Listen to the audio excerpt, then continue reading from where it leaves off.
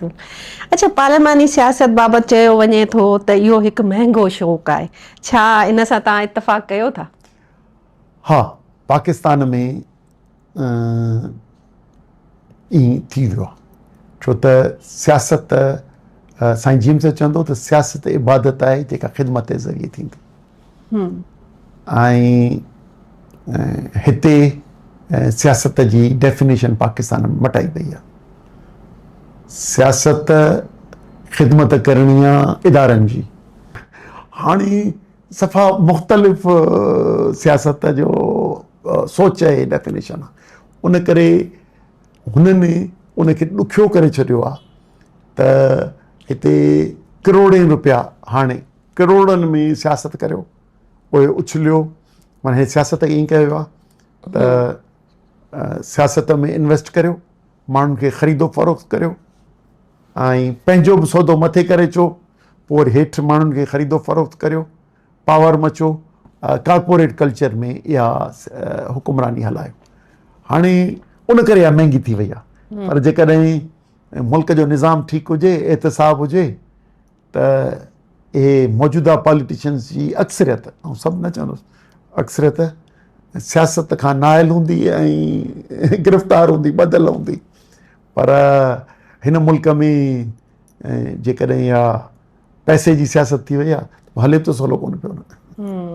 अच्छा, साईं जलाल शाह साहिब जो मौक़िफ़ रहियो आहे त सिंधी ऐं उर्दू ॻाल्हाइण खे मुतहद थियणु घुरिजे, छा उहो पार्टी जो जेको आहे मौक़िफ़ आहे या संदन ज़ाती राय? न, पार्टीअ जे प्रोग्राम में आहे। सिंध जा मुस्तक़िल रहंदड़ माण्हू, उहो सिर्फ़ु केरु आहिनि, हाणे वरी पाण हिनखे करियूं त पाकिस्तान जा शहरी केरु आहिनि? हिकिड़ा माण्हू जेके 47 खां अॻे हिते हुआ, उनजो औलाद, इहो सिटीज़न ऑफ पाकिस्तान एक्ट आहे। उहे ॿिया जेके 52 ताईं लॾे आया मुख़्तलिफ़ इलाइक़नि मां, इंडिया मां या किथां, उहे उन्हनि जो औलाद। टिया जॾहिं बंगाल ठहियो, जेके हिते रहिजी विया उन वक़्तु, उहे उन्हनि जो औलाद। त असांजो ॿियो चवणु आहे त इन्हनि टिनी फार्मूलनि ते जेके इन्हनि टिनि वक़्तनि में सिंध में आया आहिनि, उन्हनि खे असीं पंहिंजो सिंधी सिटीज़न सम्झूं था। हिकु ॿ, उन्हनि में जेको गैप विधो वियो उहो रियासती पॉलिसियुनि जे करे थियो, उहो ख़ुशूसन सिंधी उर्दू जो। त असीं इन्हनि जे सभिनी जे मुतहद करे सिंध यूनाइटेड पार्टी जेका ठही आहे, यूनाइटेड लफ़्ज़ विझण जो सबबु इहो त जीअं मुख़्तलिफ़ ज़बानूं ॻाल्हाईंदड़ बि माण्हू जेके मुस्तक़िल हितां जा रहाकू आहिनि, ॿियो सिटीज़नशिप एक्ट में अचनि था उहे, ऐं टे त उहे जेके पंहिंजे हिनखे पंहिंजो वतन सम्झनि था ऐं हिन जी तहफ़ुज़ लाइ, हिन जी ख़ुदमुख़्तारी लाइ, हुन जे हक़नि लाइ पाण खे पंहिंजो सम्झनि था।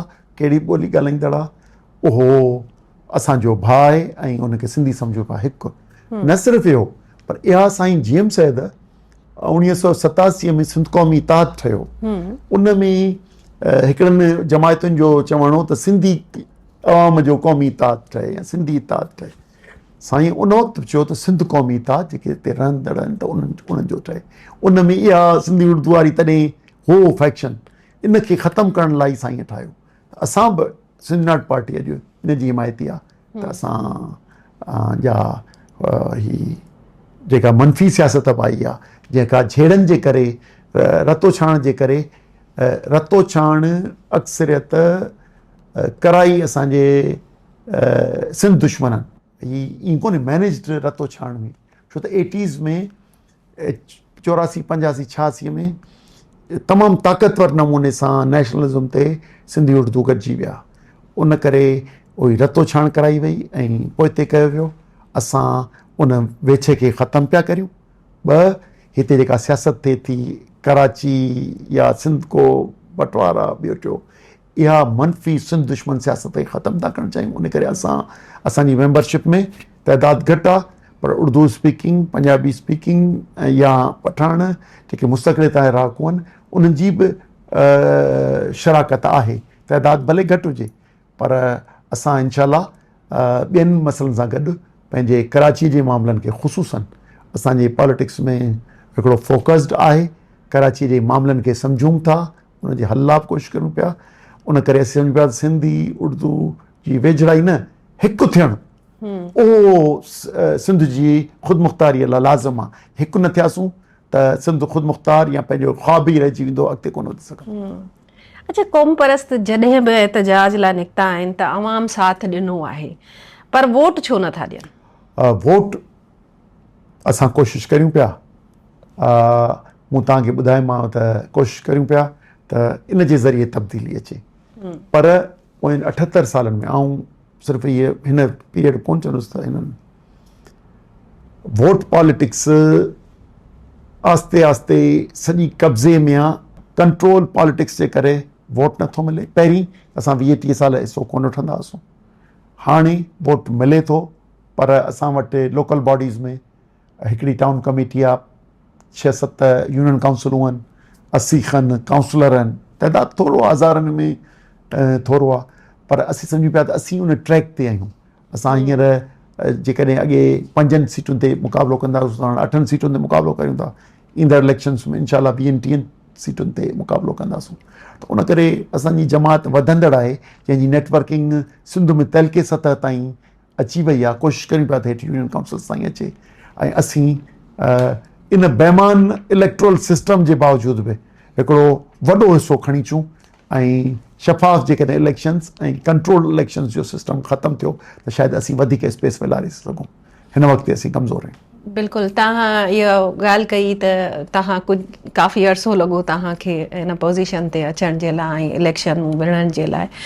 ख़ैबर पख्तूनख्वा हुजे या बलोचिस्तान, उते क़ौम परस्तूं जेकी जमायतूं आहिनि उहे सरगर्म बि आहिनि, सिंध में बि क़ौम परस्त आहिनि, पर छा सबबु आहे जो उन्हनि जो को राब्तो या इतिहाद न आहे पाण में? ॾिसो, इतिहाद थींदो आहे, मुख़्तलिफ़ इशूज़ ते इतिहाद थींदो आहे, पोइ ज़मीन ते, पाणीअ ते, धारी आबादीअ ते मुख़्तलिफ़ अलाइंसिस थींदा रहंदा आहिनि ऐं उन ते कमु कंदा रहंदा आहिनि। उन ते गॾिबाब आहिनि, अलॻि थींदा आहिनि। बाक़ी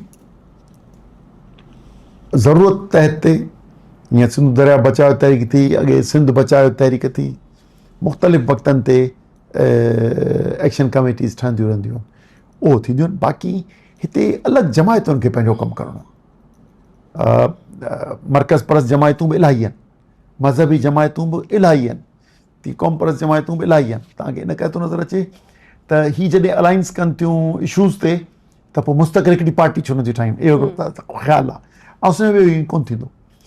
हिकिड़ो सोच ऐं हिकिड़ो कल्चर, मूं तव्हांखे सवेल चयो, सिंध पार्टी जो इन बुनियाद ते आहे त वतन दोस्त क़ौमी जमहूरी पार्टी आहे, जेका न सिर्फ़ु नज़रियो थी रखे, नज़रिये लाइ इलाही जमायतूं ॿियूं असांजूं हमांग इलाही जमायतूं आहिनि, पर पंहिंजे उसूल ऐं इख़्लाक़ियात, असां सम्झूं पिया त इख़्लाक़ियात खां सवाइ क़ौम जो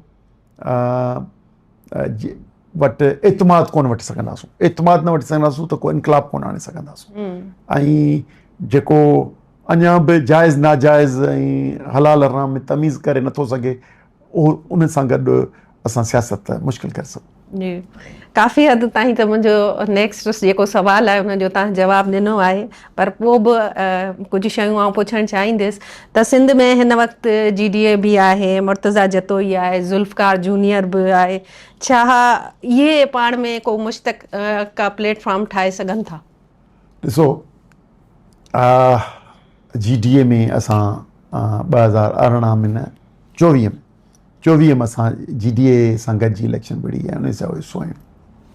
असांजी सिंध पार्टी TTAP तहरीक तहफ़्फ़ुज़ आईन पाकिस्तान जो बि हिसो आहे, ऐं उन में पाकिस्तान तहरीक इंसाफ़, पख्तूनख्वा मिली अवामी पार्टी, वहदतुल मुस्लिमीन ऐं सुन्नी इत्तेहाद काउंसिल, JUI शेरानी ग्रुप, ही सभु जमायतूं आहिनि।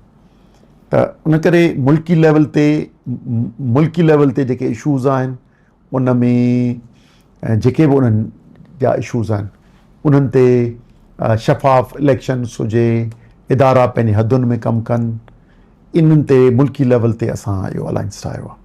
ऐं सिंध लेवल सतह ते जेके हीअ तव्हां नाला वठी वियो, इन्हनि जो फ़र्दनि जो या ग्रुपनि जो या कुझु जमायतुनि जो अलाइंस ज़रूरतुनि तहत ते थी सघे थो त ठहंदो, थी सघे इलेक्शन्स में इहे ई इतादी हुजूं, पर नज़रियो ऐं सोच असांजो साॻियो कोन्हे। उन करे सिंध जी ख़ुदमुख़्तारी जो सुवालु हुननि जी एजेंडा ते कोन्हे ते के तव्हां नाला वठी वियो सवेल, उहो जेके बि 4-5 नाला वठी वियो। उन करे असां कहिड़ो मुल्क चाहियूं था, पाकिस्तान कहिड़ो हुजणु घुरिजे, उनजो साॻियो तसवुरु कोन्हे। हा, असां वटि हिकिड़ो ज़रूरु आहे त साॻी कुवत खे शैतान सम्झूं था इहो हिकिड़ो गॾिजण जो सबबु थी सघे थो, पर इहो घणो देरि पा नथो थी सघे। बिल्कुलु। अच्छा, ज़ुल्फ़िकार जूनीअ जे हवाले सां उमेदूं वाबस्ता पई कयूं वञनि, तव्हां छा था सम्झो त हुनजो सियासी मुस्तक़बिल छा आहे? ॾिसो, हुनखे मज़लूम तौर पे हिकिड़ो एडवांटेज अथसि। हुनजे वालिद खे पाकिस्तान पीपल्स पार्टी जी गवर्नमेंट में हुनखे शहीद कयूं, इहो अञा ताईं तकलीफ़ ते ॾुखाईंदड़ वाक़ियो। उन करे माण्हू जेके बि हुन सां हमदर्दी बि रखनि था। ॿ, संदसि ॾाॾे जा जेके वेझा रहिया आहिनि या उनखे जेके पसंदि कंदड़, उहे हुन में के उमेदूं रखनि था। ॾिसो, उमेदूं त कंहिं मां बि रखी सघजनि थियूं, पर डिसीशन हुन क़यादत खे पाण करणो हूंदो आहे त हू सियासत करणी आहे या न करणी आहे। उहो सोशल एक्टिविस्ट आहे, पर अञा पॉलिटिकल पार्टी न ठाही अथसि। उन करे नेक तमन्ना हूंदियूं। बाक़ी जेकॾहिं हुन नज़रियो क्लियर अचे त पोइ असां बि हुन लाइ मदद थी सघूं था। बाक़ी जे नज़रियो वेग आहे ऐं पाकिस्तान घण क़ौमी मुल्क आहे, ही फेडरेशन आहे, इहो न आहे, त पोइ सलाम हुजे, सियासत करे या न करे, असां लाइ को फ़र्क़ु कोन थो पए। वॾी महिरबानी ज़ैन शाह साहब, तव्हां असांखे वक़्तु ॾिनो WTN जे लाइ। नाज़रीन, हिन वक़्तु असांजो beyond the headlines with Fahmida रियाज़ में जेको प्रोग्राम जो वक़्तु आहे उहो ख़तमु थियण वारो आहे, ऑलमोस्ट ख़तमु थी चुको आहे। पंहिंजी होस्ट फहमीदा रियाज़ खे इजाज़त ॾिजो। अल्लाह वाई।